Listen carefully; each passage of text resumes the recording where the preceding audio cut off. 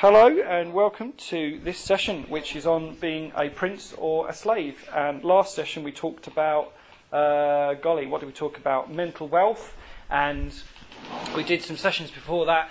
And those of you who were at the session about the Hitchhiker's Guide to the Bible will remember that Exodus is it's the second book of the Bible, but it's part of the historical part of the Old Testament, the history, and about Moses, who is what we called a type of Jesus, which means that a lot of things that Moses does, like prophetically foreshadow, if you like, things that Jesus is going to do as well. So I want to talk about Moses a bit today, and particularly this story of Exodus.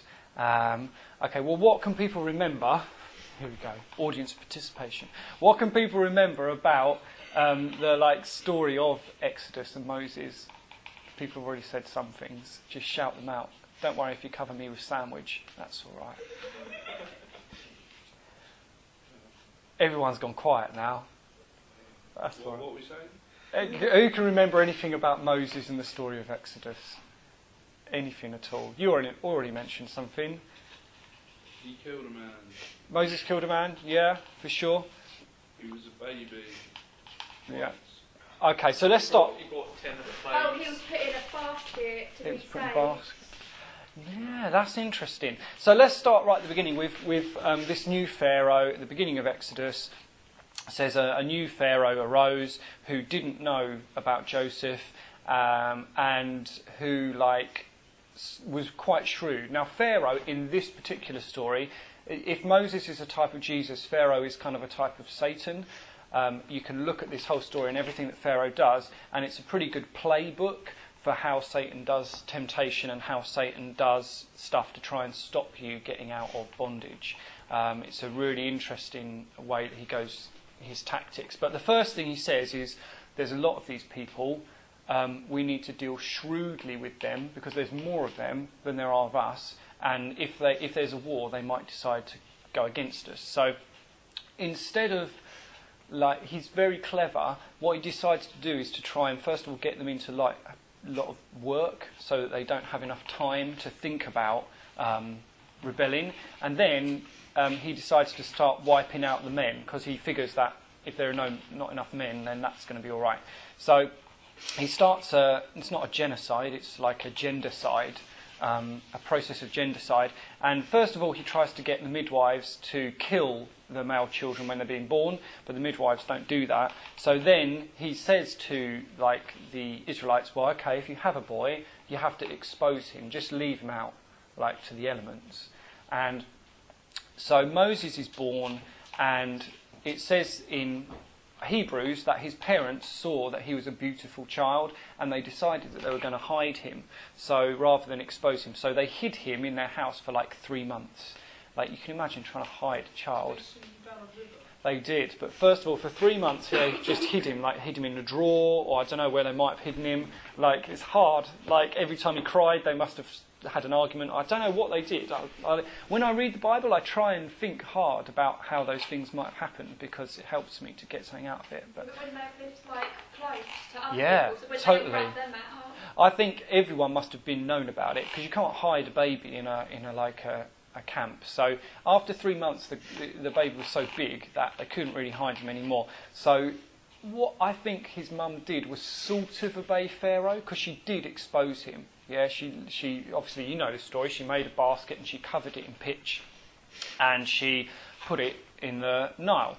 The word covered is kind of interesting in Hebrew. When they talk about covering something in pitch, it's the same word that's used for atonement. And you can think of atonement of God as being a covering that stops sin getting in, it stops righteousness getting out. So it's just an interesting aside.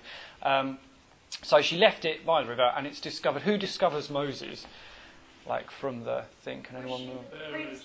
Yeah, Pharaoh's daughter. So princess. Did she have kids though? I don't know. I think she probably had kids. Most royal families were popping out a lot of kids. There are a lot of princes going around. So Pharaoh was brought up in the royal palace, and history tells us that he was a pretty significant military commander. and certainly Hebrews goes on to tell us that he was pretty rich, like he had a pretty good life there. He's an interesting character, Moses, in that he doesn't quite, well, I'm not going to go too much into that, but he's the only Israelite to be brought up as a prince. So, and if you think about the whole of the people of Israel, there were thousands, maybe millions of them, any of them could have decided to go. Like, any of them could have decided, oh yeah, I'm not having this, I'm just going to escape, or we're just going to get a group of us together, we're going to get out of here. None of them did, because, like, Pharaoh is very shrewd in the way he deals with them, and I don't know if any of you have studied the sociology of poverty and wealth, but, like, poor groups of people on the earth, it's not just a lack of money, it's like a lack of an ability to think their way out of a situation. Yeah, they don't have the language to think their way out of the situation, and that's why things like TV and the internet are so powerful, because it's bringing new experiences and new ideas into people's minds and their life. Einstein said a lot of things, but one of the things he said was that no problem is ever going to be solved within the place that created that problem. Yeah, so if we come up with a problem, let's say in church, like, unless we get some outside insight into that, we're probably not going to solve that problem because it's endemic. And that's one of the reasons when you have an inquiry, you bring outside people in. The reason I'm saying all that is because the people of Israel were all slaves, and they couldn't really think of themselves outside of that being a slave. But you've got this guy Moses, whose name means to be drawn out, and his prophetic job is to draw them out of Egypt. And he has a very different life. He's brought up in the palace. He's constantly around people of power and influence. He's constantly around princes and important people who are guiding, who are working out how to guide a nation and working out how to feed a nation and how to protect a whole nation against threats. He's around people who see the big picture. He's trained as a military strategist. He would have been trained in lots and lots of languages and stuff like that. And he was trained to think big and to think successfully. And they say that if you're going to be successful in life, you need to surround yourself with other people that think successfully, because they'll kind of drip feed into you, by osmosis, if you like, a different way of looking at the world. And one of the things we try and do in church is to get people to think about themselves in the way God thinks about themselves, because unless we can get people to get out of the way the enemy's got them thinking, they won't get on. They won't be able to get on. So today we're going to look at Moses. So he's brought up as a prince. And then you all know what happens. He decides that God's calling him to get his people out of captivity. So he goes out and he sees someone being mistreated by an Egyptian, and he kills the Egyptian. He looks around to make sure no one's looking. He kills the Egyptian. But he was wrong. There was someone looking. Yeah, because there's always someone looking. And so his people found out about it. Now, he thought that they would get that God was obviously causing him to bring them out of captivity, but they didn't get it. And so next day, he sees some people arguing from Israel, and he says, stop arguing amongst yourselves. And they say, who are you? Who called you to be our leader? Yeah, you're going to kill us like you killed that guy? And he got really scared that this thing was known that he was a murderer, and he decides to get out of there because Pharaoh's going to try and kill him. There's a couple of interesting things with that. Sometimes God can be calling you to leadership or calling you to something in your life, and you're like, right, let's go, let's do this, and the people around you aren't ready for it. Maybe it's not that I don't know, maybe if they'd been up for it, God could have got them out of there 40 years earlier. I'm not sure. But Moses knew that was his job, his mandate. Sure, his character was lacking a bit, but sometimes when God's calling you to something, it will be the people around you that aren't ready for it. Maybe it's not you that isn't ready for it. And sometimes you have to just wait for people to be ready to do that. So anyway, Moses flees, and he discovers some ladies. You remember that? The next bit of the story? Okay. Well, I'm not going to flick all this up, but it's all, you can read it all through in the first few chapters of Exodus. He flees to the desert, and he comes to a well, and there are some ladies at the well being bothered by other people, and Moses basically beats these other people up because, the guy's been trained by I don't know if he was doing the whole Taekwondo thing, but he would have been pretty well trained in like military stuff, and probably shepherds would not be. So I imagine that he pretty much cleaned the floor with these guys. Moses is from the tribe of Levi, and if you remember from our Hitchhiker's Guide, Levi was the cursed tribe because Levi was incredibly violent. The two brothers of Levi were incredibly violent, incredibly dangerous murderers, like dangerous people to be around. And he comes from this whole line. So I imagine Moses was a pretty nasty person to cross. You wouldn't really want to go against him. So he clears up these guys for these girls, and he gets taken back to their family. And their family is a group of people called the Midianites, who were descended from Abraham. Yeah, if you look back into it, so they're part of the line from which Jesus might have come. And at this point, we know that it's not going to be the Midianites, that we know it's going to be the Israelites, but they're from like part of the line of Abraham, and they worship God at this point. And he ends up taking a wife with them. He married she was probably black, I think, and there's a bit of racism that goes on later on in the story when the Israelite people go on, like, slag him off for having a non-Israelite wife. So he does this, and then spends the next 40 years being like a shepherd, and then comes back, like God calls him back 40 years later, and he starts bringing the children of Israel out. But the thing I wanted to sort of look at today was the difference between Moses, who's brought up as a prince and thinks like a prince, and the rest of the Israelites who, were slaves, but even after they're taken out of Egypt, they still think of themselves, they still think like slaves, yeah? And that's an allegory or a parable of our own lives as Christians.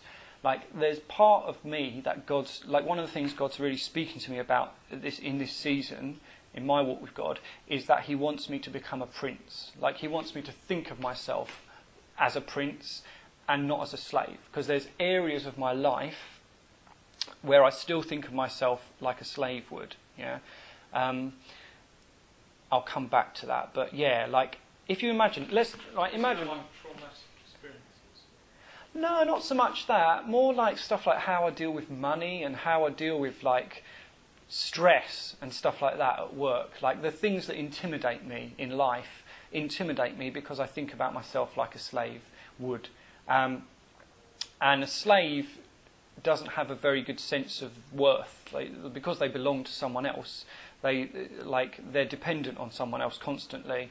And there's areas of my life where I think about myself like that. So let's look at some stuff about slaves. I've written some of this down because it's quite good.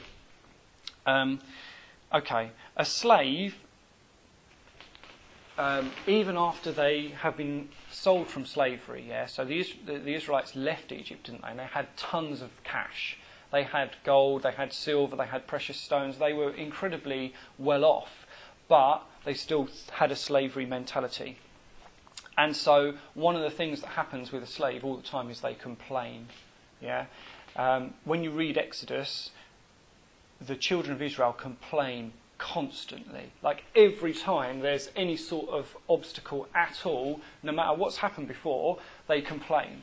And it's one of the marks of a slavery mentality that you whinge and bitch like about stuff. And I find like at work, I whinge and bitch when I'm at work, when something goes wrong. And it's something that God's on my case about at the moment. And the Bible says in another place that we shouldn't complain or argue. We should try hard to do stuff without complaining and arguing because we're called to shine like stars in a crooked generation. But when I find myself complaining about stuff and blaming other people for stuff, it's like a mark that I'm not thinking of myself as a prince. Because princes don't really complain. Yeah, princes tend to take responsibility for things. Like Moses took responsibility. He may have been wrong about it, but initially he knew God was going to I'm worried that this squeaking is going to pick up on the recording anyway. Initially he knew that God wanted him to bring his people out of captivity, and he took responsibility for it. He didn't wait for someone else to come and get it all started. He just got on with it. Whereas a slave is always waiting for someone else to do it. Okay, so I'm going to go through some more. I was going to look all these up, but I think I'll just go through them. A slave accepts slavery and they don't see the big picture. They didn't realise that Pharaoh had, was kind of controlling their minds and controlling their lives, and had, they didn't think, oh, why is Pharaoh getting us to put our children out? They obviously thought about it, but they didn't they went along with it. They didn't have it in themselves to think, oh, let's find a way where we don't have to kill our children. What confuses me is, if you think about slaves expecting other people to do stuff for them, that doesn't quite make sense. Okay. I would have thought they would have done it themselves, and the prince would expect other people to do stuff. Well, yeah, okay, so a prince is served, but a slave is a servant. But where does a slave's food come from? Well, the slave's food comes from whoever owns them. Where does the slave water come from? Where does their shelter come from? Where does all this stuff come from? They're completely reliant on the person that's doing that, generally.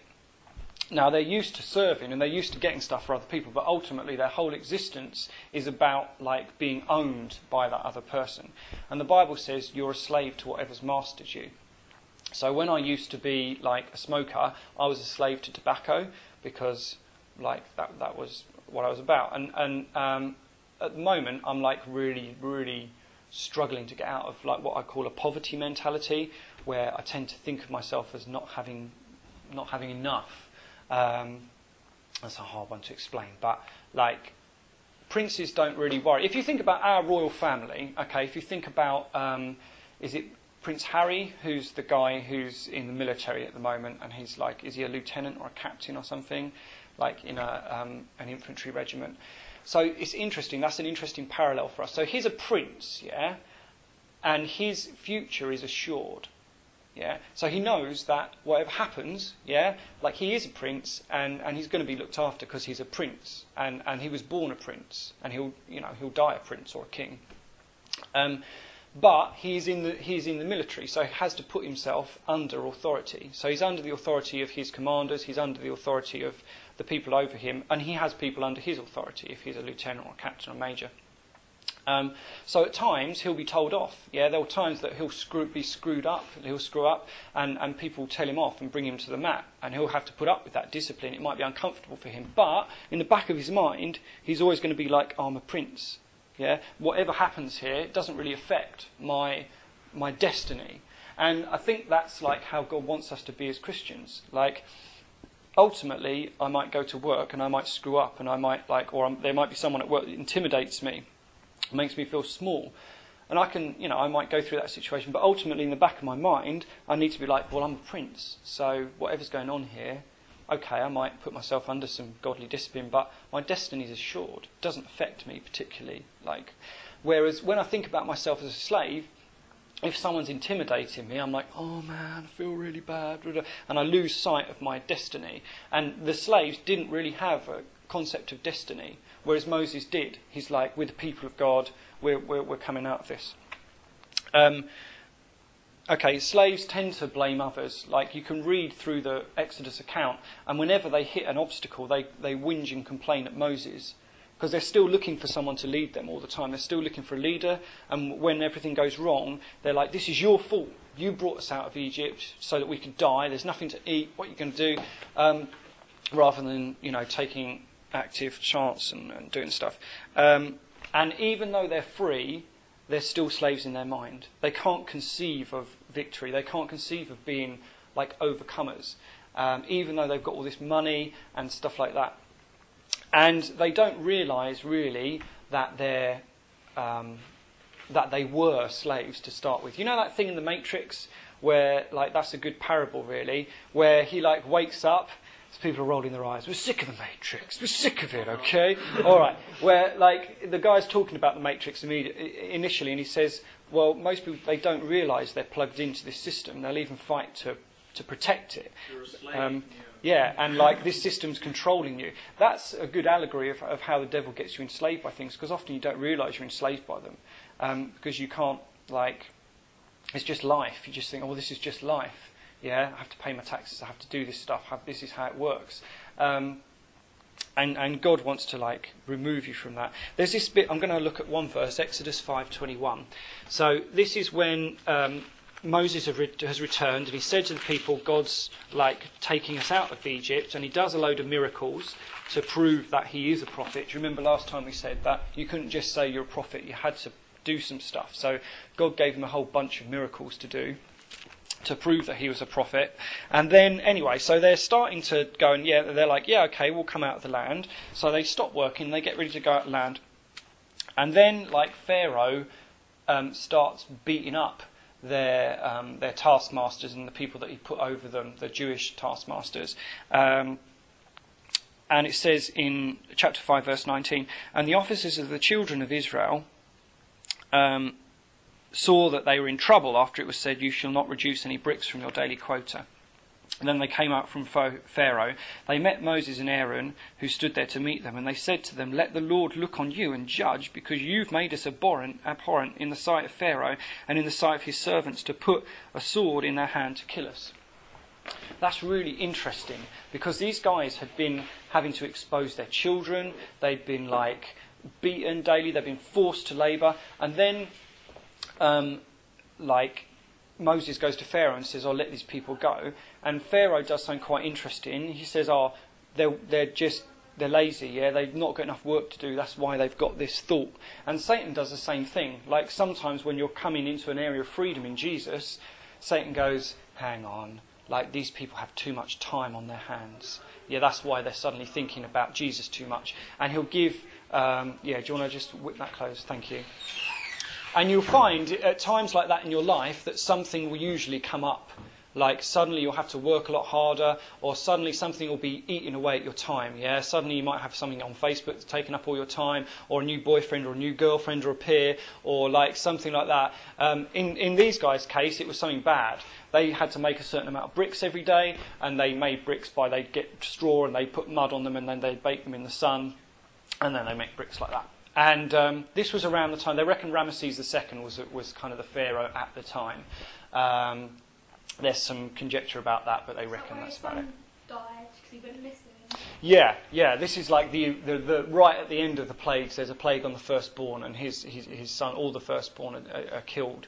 But they found. I'm going off on weird tangents here, so let's finish the brick thing. So when God's bringing you to an area of freedom, often Satan will try and bring extra work, extra busyness into your life, so that you just can't cope with it, and you've got to be strong at that time and go, no, I'm going to go after this.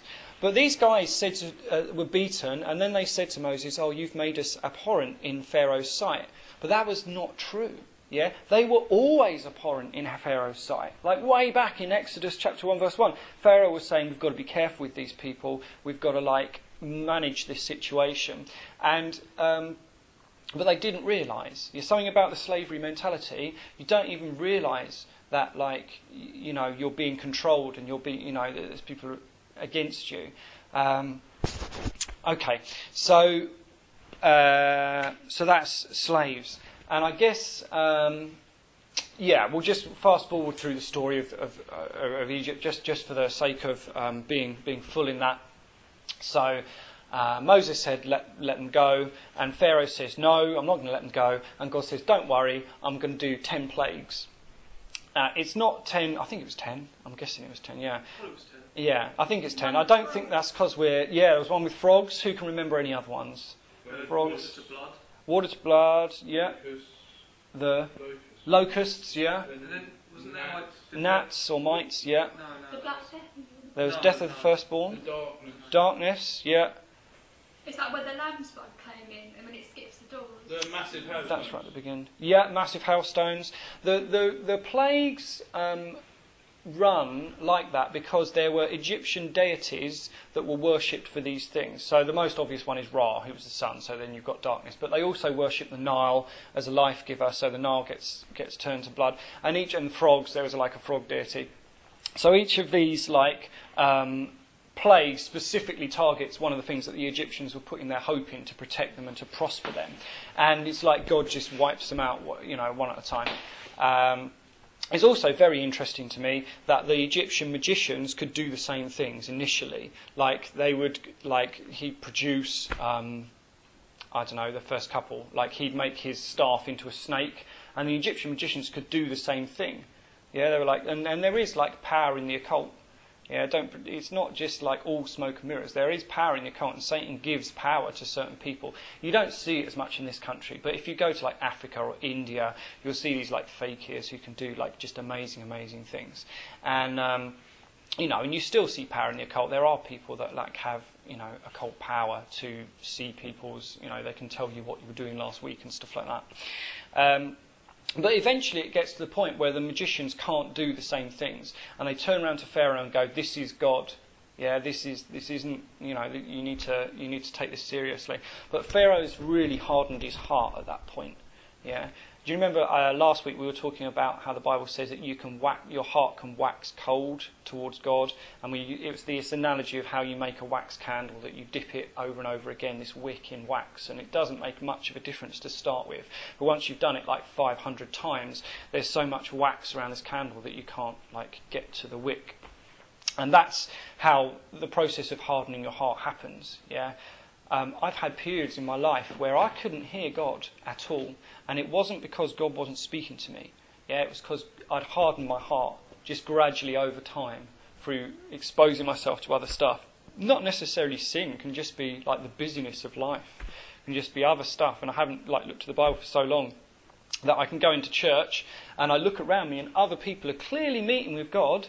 I'm like, well, God's clearly here, but I can't feel anything, because my heart had waxed hard towards God. And Pharaoh's heart was hardened. It started that he was hardening his heart, and then after a while it says in the account, well, God allowed his heart to be hardened. God hardened his heart. And eventually, if you're going in a direction, God's going to go, okay. If that's the way you want to go, all right. And it's one of those things, like when there's a natural disaster or something, like people in England be like, how could God do this? How could he allow it?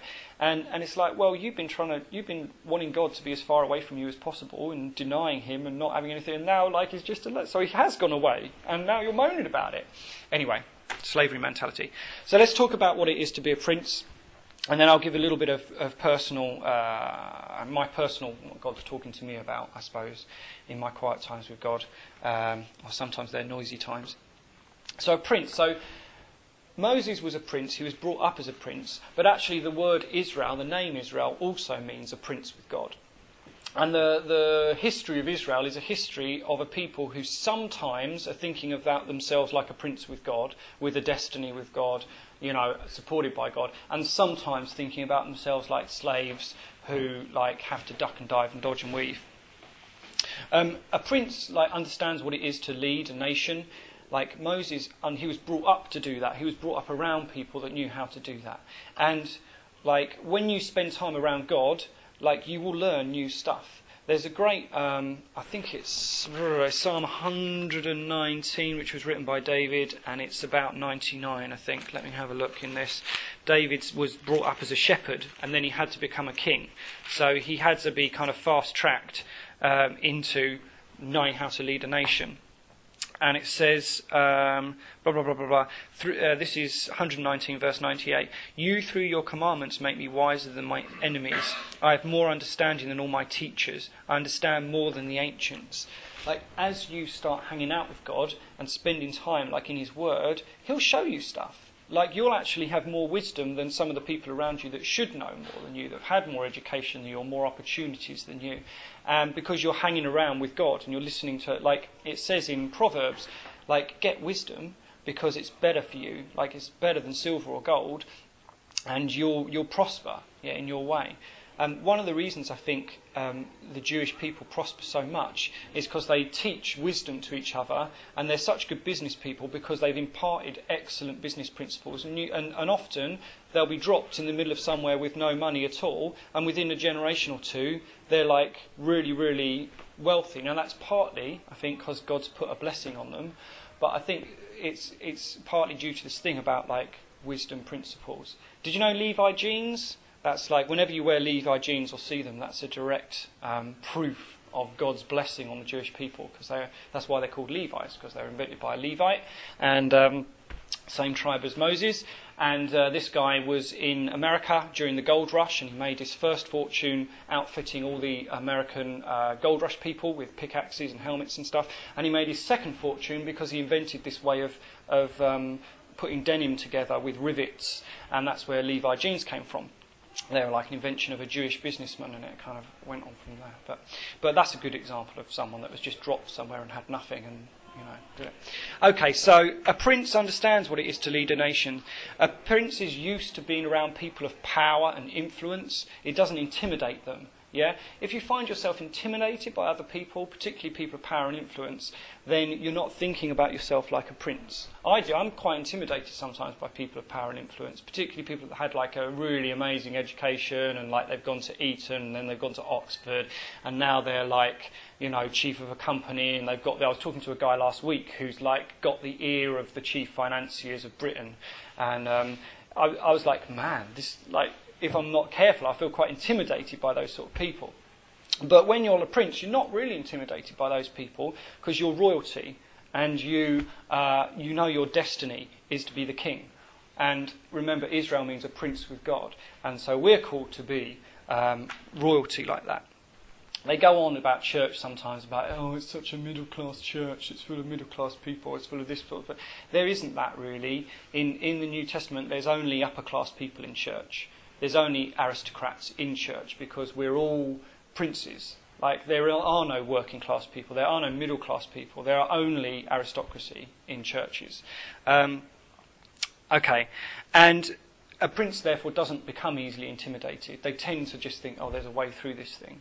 And successful people, you'll find that they just keep going at something. Like successful business people usually have screwed up their business several times and become bankrupt a few times. Like, it doesn't really slow them down much. They just keep on going generally. And that's part of having that like prince mentality. Whereas a slave, if they hit an obstacle, they tend to stay there. Yeah. The reason the children of Israel didn't go into the promised land was because they just couldn't get past the giants. They were like, we'll never get in there. These people are too strong for us. They had a slavery mentality.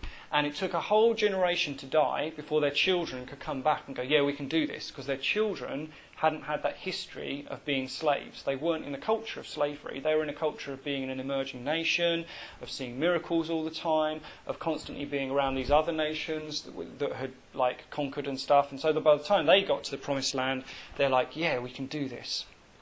Okay. And a prince is like destined to inherit a kingdom. So if they're constantly thinking, like one day all this is going to be mine, they've got something more about them. And even if you take all their money away and put them in prison, there's still something about a prince. Yeah, there's still people around them still give them a certain amount of respect and stuff like that. In our history in England, if you took a royalty, a captive, you didn't put them in prison with everyone else. Like there were certain, even if they were in a really bad prison, you put them in the Tower of London or something because it's like they're royalty. Jesus is like the archetypical one of this. Like Jesus comes and leaves all his princely stuff behind, and yet he's still so clearly a leader. There's something about him, yeah. Even when he has no money, he ends up in situations of power and influence. Like they wanted to crown him king at one point. And so he has all these opportunities, and there's something about Jesus that's just kingly. Even when he's been beaten and flogged, he's talking to the Roman governor, and the Roman governor's like, there's something about this guy. Yeah, he's more than just, he can sense that Jesus is a prince. And that's the charge he puts over him. This is the King of the Jews. And so that's really, really interesting to me. And okay, so I'll just talk a little bit about my own testimony on this, really. I am someone who, growing up, we didn't have money problems, but my parents were like, always talking about money. I always felt like, oh man, we're not going to have enough money. Blah, blah, blah. So by the time I moved out, I was like constantly careful about money. And there's no wrong with being careful about money. It's good to be prudent, but it was beyond prudence. I wouldn't spend money I had on stuff that I needed because I had this kind of poverty mentality. And I've been poor, but it was more than that. And even now, God or my wife has to kind of give me a lot of nagging for me to buy new clothes. Like I can afford to get new clothes. I just don't really like spending that amount of money on clothes. And one of the things God's saying to me at the moment is like, you're a prince. Why, think about yourself like a prince. Stop thinking about yourself like a slave. And part of my particular slavery mentality is I get intimidated, and so I put things off. Something will go wrong with my car. Like I had the exhaust was falling off my car a couple of weeks ago. And rather than just deal with it, I'll put it off. I'm like, yeah, be all right for a while. And that's me being a slave in my mind, rather than thinking of myself like a prince, going, okay, I'm just going to get this sorted out. I'm not going to be intimidated by the fact that I'm going to have to go and deal with people, and I'm going to have to talk to people because I know nothing about cars, so there's the chance that I'll get screwed over, and that worries me. So one of the things God's been talking to me about is that, like, when this went wrong with my car, Holy Spirit's like, get it done now. And so that's been pushing me out of my comfort zone a bit. And I'm trying really hard to think about myself like a prince and to take care of business. Particularly men are made to be princes. Like Pharaoh, women are made to be princesses, but men are made to be princes and kings. Like, God's put a king inside of every little boy. And, a good woman will draw the king out of her man. But at the same time, a woman has that capacity to make you feel like a kid all the time as well. But men particularly, like Pharaoh tried to kill the men because men have a capacity to be dangerous and to be all the things that a leader doesn't want around against them. So, and God's in this process of trying to get the king out of us as well. And one of the things that kings do is they take care of business. Men take care of business. And you want a man around to deal with stuff. I'm not just talking about being a DIY ninja. I'm talking about like a general mentality of being able to cope with things and being strong and doing that. So I don't want to run over. So what else has God been talking to me about? Yeah, buying clothes, man. God has been like, I want you to go out and buy. Like, these trainers were like more money than I've ever spent on trainers before. And I'm not saying that to boast about it, because usually I'll buy pretty crappy trainers and they'd fall apart, and then I'd buy some more rubbish ones and they fall apart. But that was I'm not saying this is for everyone, this is just for me. This is my testimony, because other people won't have this issue, but I do. And so God was like, go out and buy really good trainers. And I was like, oh my goodness, they're going to cost like this amount of money. And God's like, you need to start thinking about yourself in a different way. And partly as well, I needed to start trusting God that he was going to provide for what I need. And I would say that there's always an area in every Christian's life where you're thinking about yourself like a slave and not a prince. Whenever you feel intimidated, or whenever you start whinging and bitching about something, or whenever you're looking for someone else constantly to take responsibility for what's going wrong, or you're blaming other circumstances and things for what's going wrong, it's a telltale sign probably that you are not being a prince in that situation. You're being a slave. And doesn't mean we're all going to be leaders, but it means that there's something more about you. Like, by the time Israel came back to the land, the second generation that hadn't died out in the wilderness, there was something about them that said, yes, we can go into the land, let's take it, let's do it, let's go. Because they were thinking about themselves like Israel, like a prince with God. Okay, I'm going to stop there and say, have we got any questions about... I've talked a bit about like God talking to me in my quiet times and stuff like that, so I'm happy to answer any questions about that as well. So yeah. How much is the devil? How much is he the problem? That's a really good question. On a scale of 1 to 10. The devil is a problem when you start to come to a new level in God. The devil, I think, this is just my perception, I think the devil wants to get you to a place where you're so much thinking about yourself like a slave, and you're so much... like with the Matrix, that's a good analogy. Like, you're so bought into the system of slavery that he doesn't actually have to do anything. You're just perpetuating that. But once you start to come into another level of freedom in Jesus, then he tends to try and make your life difficult, like Pharaoh did with the Israelites, because he doesn't want you coming into that level. So he'll probably put a fair bit of attack on you at that time. It's interesting that once people have been baptised, often their lives get a bit difficult afterwards, because they're declaring that they're coming into a level of freedom, and Satan's like, no, you're not. I'm going to make your life quite difficult now, and you're like, oh my goodness, Satan doesn't like me, Satan doesn't like me. No, it's like the Israelites. But no, he always didn't like you. It's just that you weren't a problem to him before. And so then you'll like get to that level, but like the Bible says, we're going from one degree of glory to the next. So like you'll stabilise there, but sooner or later God's going to go, I don't want you staying here, yeah, I want you up there. Let's come up, be a prince with me. So Satan is a problem when you're moving into a new area of freedom. A lot of people get, I don't know how much you've done on spiritual warfare, a lot of people get really into this spiritual warfare thing. I personally think that 90% of it goes on between your ears, and it's about how you think about yourself. And yeah, so that's that one. So like, for example, Satan will put a fair bit of time into trying to stop you praying, trying to stop you coming to church, trying to make you angry when you're at church so you can't receive stuff, and trying to stop you having any sort of intimacy with God and with your brothers and sisters in Christ. Like, he will probably put some demons on that job, because if he can get that done, it's going to save him a lot of trouble later on down the road. So he tends to do a lot of preemptive strike work around trying to keep you dumb and hungry and reliant on other people. He's like a wolf, so he doesn't look for people that are strong. He won't bother with a lot of strong Christians. He'll find the weakest Christian and separate them from other Christians and screw up their life. And then he'll go and find another weak Christian and do that. But he don't. It's counterproductive for Satan to spend time trying to bother strong Christians. So, it's interesting. Yeah, that's how I'm going to answer that. Okay. Any other questions about that before? Well, I know it's not like relevant. That's all right. But is there like any women like entries in that Bible? What, powerful women of God that rocks the world? Like women's like writing in there. Oh, that's an interesting question. I don't know that there is, Like, there's definitely, like, women leaders in the Bible, like, all the way through the Bible. Even in the Old Testament, when women really didn't, like, socially didn't have any place, there's, like, a massive amount of more than you'd see in other cultures of women. And certainly the whole of the law part of Israel is about protecting women's rights and stuff like that. Like, women... Yeah, go on. What's that one beginning with R? Ruth, yeah. There's stuff about women. Like, there's Ruth and Esther, which is about women, and I don't know if they were written by women, though. I'm not sure.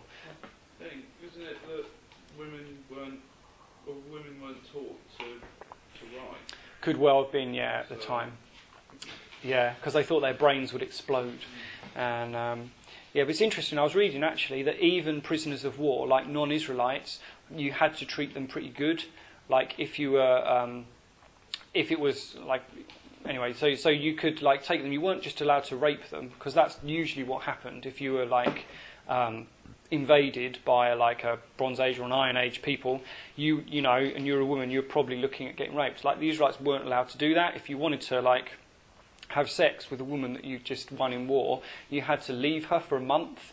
To mourn all her family and everything, and you had to like wash her hair and clip her nails and treat her well. And then after that month, you were allowed to marry her. But even then, you weren't allowed to rape her. You couldn't just like have your way with her.